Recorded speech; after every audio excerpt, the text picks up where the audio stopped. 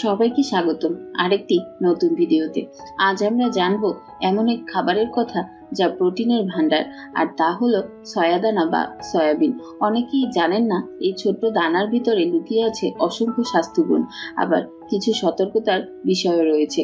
চলুন তাহলে জেনে নেওয়া যায় সয়াদানার উপকারিতা ও অপকারিতা সম্পর্কে। সয়াদানার পরিচিতি। সয়াদানা একটি উচ্চ প্রোটিন সমৃদ্ধ শস্য যা মূলত উদ্ভিজ্জ প্রোটিনের অন্যতম বড় উৎস। সয়াদানার স্বাস্থ্যগুণ ও উপকারিতা। প্রোটিনের শ্রেষ্ঠ উৎস।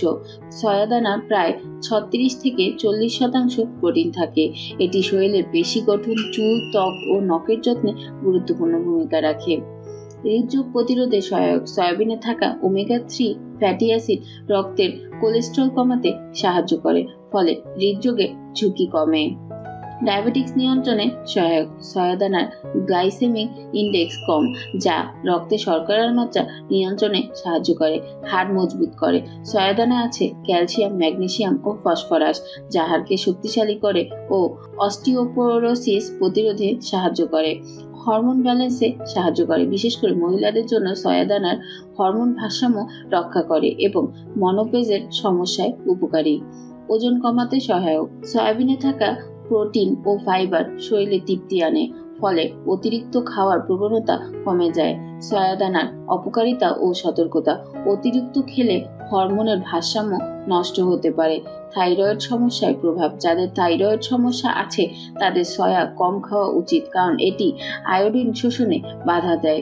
অতিরিক্ত প্রক্রিয়াজাত সয়া খাবার ক্ষতিকর। সয়া সস, সয়া তেল, টোফুতে অতিরিক্ত সোডিয়াম ও কেমিক্যাল থাকতে পারে, যা লিভার ও কিডনির ক্ষতি করতে পারে। অ্যালার্জি সমস্যা। কিছু মানুষের সয়া প্রোটিনে অ্যালার্জি থাকে, যা চুলকানি, ফুসকুড়ি বা শ্বাসকষ্টের কারণ হতে পারে। সঠিকভাবে সয়াদানা খাওয়ার উপায়। সয়াদানা সেদ্ধ করে খাওয়া সবচেয়ে ভালো। দিনে 30 থেকে 50 গ্রাম সয়াদানা খাওয়া নিরাপদ। শিশু ও গর্ভবতী নারীদের ক্ষেত্রে চিকিৎসকের পরামর্শে খাওয়া উচিত। সয়াদানা একটি অসাধারণ উদ্ভিজ্জ খাদ্য যা প্রোটিনের ঘাটতি পূরণে দারুণ ভূমিকা রাখে। তবে মনে রাখবেন, যে কোনো খাবারই পরিমিত মাত্রায় খেলে উপকারী। অতিরিক্ত খেলে উপকারের পাশাপাশি ক্ষতির ঝুঁকিও থাকে। তাই সঠিক পরিমাণে সয়া খান, সুস্থ থাকুন।